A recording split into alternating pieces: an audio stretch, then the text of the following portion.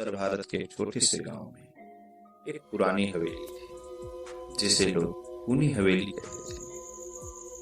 कई वर्षों से वह हवेली सुनसान पड़ी थी क्योंकि वहां जाने वाला कोई भी व्यक्ति कभी वापस नहीं लौटता था। गांव वालों का मानना था कि हवेली में आत्माएं बसती जो इंसानों का शिकार करती। एक दिन एक युवा जोड़े ने हवेली के रहस्य को जानने का फैसला किया।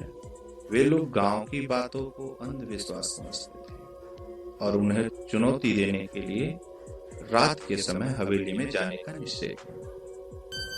रात के घने अंधेरे में चंद्रमा की हल्की रोशनी में वे दोनों हवेली के मुख्य द्वार पर पहुंचे। जैसे ही उन्होंने दरवाजा खोला, एक ठंडी हवा का झोंका उनके सामने आया।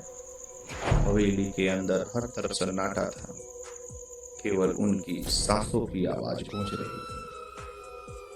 वे धीरे धीरे हवेली के अंदर गए। अचानक उन्हें कमरे के अंदर से किसी के रोने की आवाज सुनाई।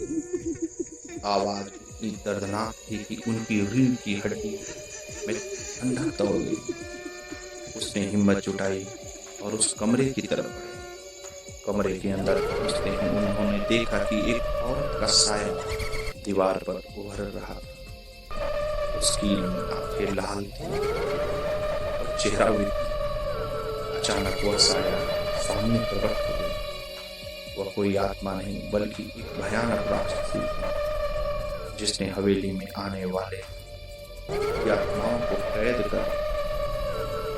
वह दोनों उसे देख कर जड़ हो गए और अपनी भयानक चीख मारी और दोनों वहीं बेहोश हो गए।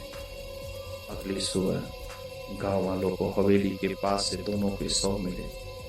उनके चेहरे भय से विकृत थे। इसके बाद कोई भी व्यक्ति फिर कभी हवेली के पास जाने की हिम्मत नहीं कर सकता।